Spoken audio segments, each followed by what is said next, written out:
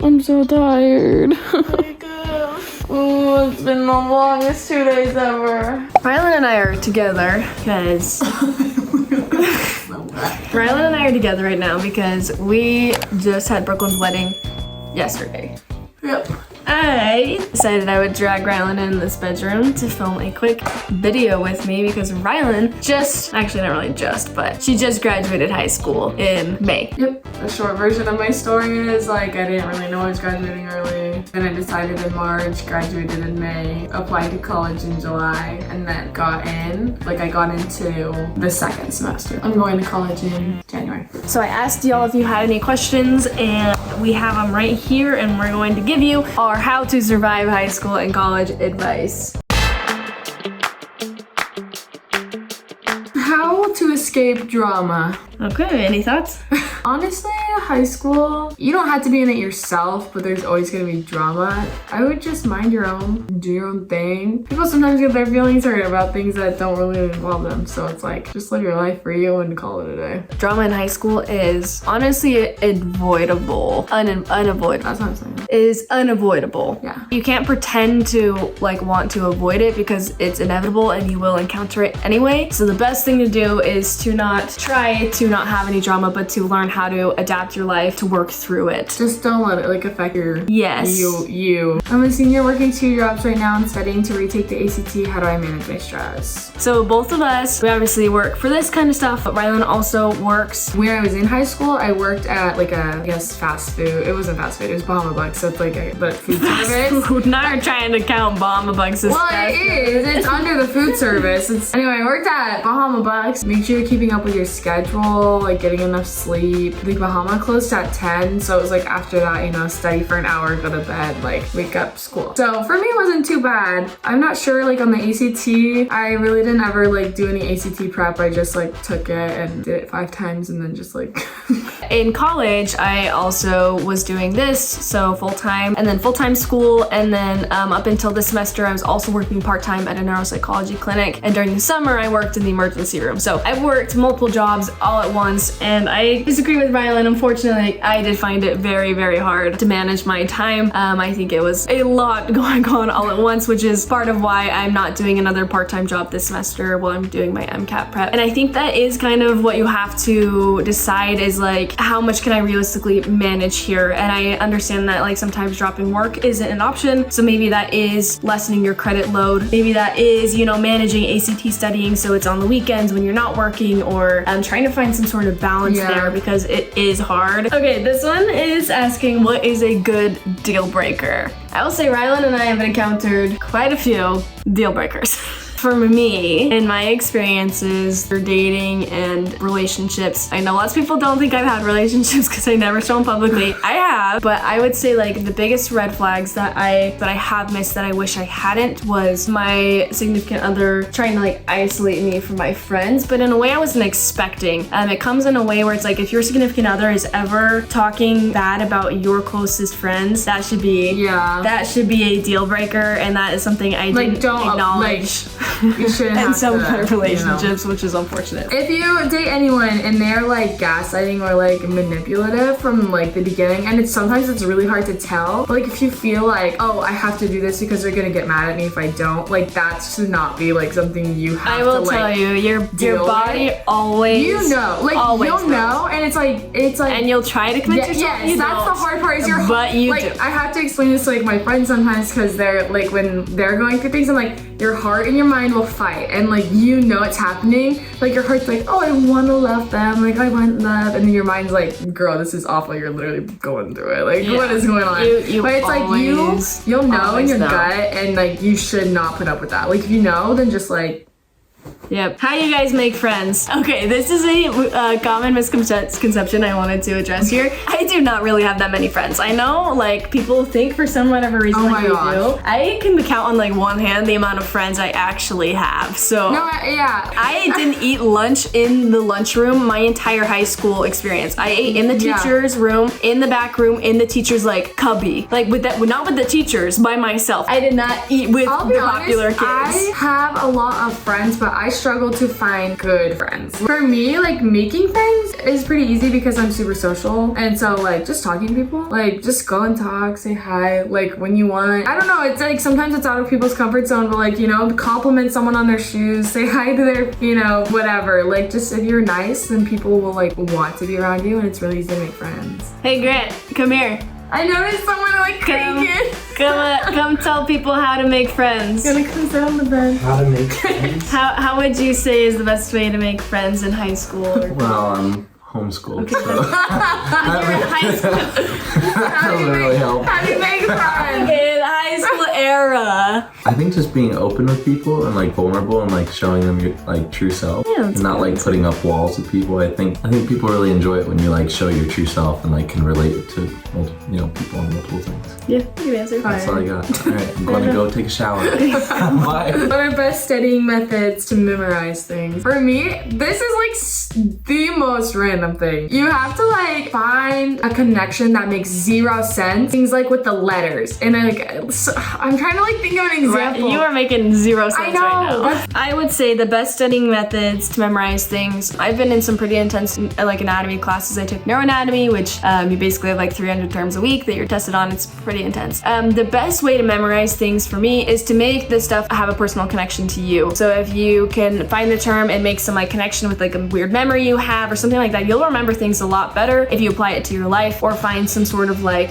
little saying or phrase to memorize those things. As far as like everything else in like studying methods, I've found after taking organic chemistry and just trying to pound my brain full of knowledge, like seriously 8 hours a day, I would study for like 40 hours a week for that class. The best thing that you can do is do like 30 minutes of studying and then take like a 5-minute break, and then do 30 minutes of studying, take a 5-minute break, and then like after you do like 3 of those, take like an hour break. And trying to really break up that studying will really increase your attention time for being able to study. When should you start applying for college? I think the traditional rule is to start applying your junior year.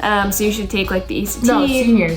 Oh, sorry, I said junior because I applied my junior You start year. prepping to apply your junior year. Yeah, we graduated early, so ours were different. But like the best thing to do is figure out which schools you want to go to, look them up on their website, create a spreadsheet of all the schools and everything that you'll need for that school and the application deadline. The best time to start is beginning in your junior year to start really researching those things and looking for the things you need, so then you give yourself plenty of time to get that all done for your senior year. Take the ACT early. How many hours of sleep do you get every day? Hours of sleep? None, honestly. I probably go to bed at like 2:30 every single night. And then I think, Why? You're not even in school right now. That's exactly the point. Is like I just like am always doing things, and then I think I probably get up at 10. So I guess 8 hours. But, like fake. Our family doesn't sleep at all. That being said, my first years of college, I did not ever sleep, and I've really been trying this year to sleep 8 hours a night and doing whatever it takes to get that 8 hours, and I have actually seen a significant improvement in my like ability to feel like awake and rejuvenated every day. So I have been getting mostly 8 hours every single night, and I highly recommend doing that. Whatever it takes. Sacrifice that TV show. I swear it'll be beneficial. Advice for senior year. Okay, well, I had half a senior year. I had like a month of a senior year. The only senior thing I did was like literally graduating. Advice for senior year, I know it kind of sucks to be in high school and feel like you're kind of stuck in high school, but that last year of high school is really kind of like something special when you think about it. Like that's the last time a lot of these people who you've grown up with, you'll all be together, and it is kind of like that last year of like childhood. So I think a lot of people are antsy to get out of that, but really appreciate it, because looking back, I'm like, oh, like I had a lot more free time and like a lot less responsibilities, and I was probably trying to rush it, and I wish I'd kind of taken a little, I don't regret graduating early, but I wish I'd kind of taken a step back to be like, oh, I can take a deep breath and just kind of do something with my friends tonight, and I never really did that. I would agree with her, just like soak it up, because I definitely think that college is like a little bit harder, so like while you have the time, you should like you should take the time like while you're living in your parents' house and like work, maybe if you feel like you have too much free time, like just stuff like that. But college is awesome, but it is like harder by 10 million % for not And just it's school also, reasons, but for social and emotional reasons. It's like, yeah, how did you feel trying to graduate early? I felt stressed, honestly. I had to cram 2 full year classes in 2 months online and do all my junior classes, which was like just like chaotic. It wasn't bad. Like I passed everything. It was just like, wow. for me, I felt girl boss slay. Girl boss like queen. Girl boss slay queen. No, but when I did it, I was one of the first kids to actually graduate early. My school had a big policy against that not being a thing, and I kind of really tried to break some of those rules. Not break them, I didn't break the rules, but really like just really tried to find the yeah. path to allow me to do it, because I thought that was what was best for my schooling, and so I made it happen. And so for me to actually walk across that stage, it was kind of like an aha, like I did something that I really wanted to do and something that people told me I couldn't do or that they didn't think I could do, and I like proved them wrong. So it was a really cool moment for me, and I did really feel kind of sentimental and sad, and I was kind of unexpected about that. Like I hated high school. It was definitely like kind of a hard position for me to be in high school, so I was ready to get out. But when I was walking across that stage, I was like, you know what, this is actually kind of sad. Like I'm moving on from this phase of life. Girl boss slay still, nonetheless. Yeah. Which year in high school was the hardest and the easiest? I believe in college and in high school, the best year is your sophomore year. You're not like the scum of the earth. You're not a freshman. Like, so you still know what's happening, so you can give the freshman advice and you like feel all cool because you've been there for a year. But you don't have like the intensity of the scheduling or like of classes like a junior will have. So you're in like this sweet spot where it's like you get to like kind of still be like free and like have fun, but you don't like have all the full responsibilities of like life and college and harder classes, or if you're in high school like ACT and preparing for college yet. So sophomore year is the best year, and I swear by it. Junior year was my favorite, like junior year, because it was my junior senior. That was my favorite. Like I had so much fun. I have so many good memories. Sophomore, I was my absolute worst. I absolutely hated sophomore It's year. invalid. You ready for this? That was my bag. Want to hear mine? Oh, yours were a little deeper than mine. Ready? Anybody who knows anything about backs? Oh, that's probably so Let me know bad if that's for you. really bad. Should I just send it with this one guy because YOLO? I can't decide if I should girl boss or no. Why'd you say like that? Girl boss. Girl. I mean, I'm always for a girl boss move, honest. But the one thing about girl bossing that I've learned, like there's a line between girl bossing and chasing, and you don't want to chase a boy because you never want to give in. So you can be a girl boss, but also like you should find a guy that's like gonna chase you first and then girl boss. Like I'm all for like you make the first move, like oh slay. If you want to do that, that is queen. Like do that. But also like don't just find a balance, because you don't really want to be like that girl that's like, you know, like begging. I would say in my experience through relationships and through high school and stuff like that, I've learned it's not super beneficial, and it's obviously personal preference. It's not super beneficial, at least in my life, to try to find somebody who's like perfect and then go for that. And I think as long as somebody's like making you happy and it's a safe environment, and if you're underage, please like talk to your parents about this beforehand. Like I'm not giving any children advice to date people. Ask your parents, but as long as like there's these conditions that are met, I think it's really, really great to learn from people, because ultimately that is how you learn what you do want in a long-term relationship. So I would say send it, girl. Part of dating is to find what you want to marry. Like that's why it's like kind of trial and error until you find that person. I agree with her. Like if they make you happy, if you're having fun, like then just go for it, as long as it it's like safe and like he's nice. Like just I mean like whatever. Like I mean there's nothing like against that. Like you don't need to like marry the first person you ever like meet. Yeah, I would just say have fun but be safe. Yep. Slay queen. Slay Let us know queen. how it goes. Go for it. Send it. Okay, well, hopefully that was beneficial to somebody out there. I know I've been getting lots of DMs about high school and college advice, so this was my way to try to answer some of these for y'all. If y'all have any more, you can go ahead and DM me on Instagram, and I'm always answering things on there, through stories or through DMs or anything like that. Yeah, so same. Check out my Instagram. My Instagram is my name. Rylan's Instagram's her name. We'll put it here. And we're always here to help you guys answer your questions. So hopefully this was helpful to y'all. And comment on this video if you want to hear advice from people who probably should not be giving advice. Hey, we've been through Maybe not college. school, but like dating, like neither of us really should. I don't know. Maybe I don't know. I'm What are you like, talking about? I'm not supposed to Don't give put me in that. advice. No, I mean, take everything we said with a grain of salt.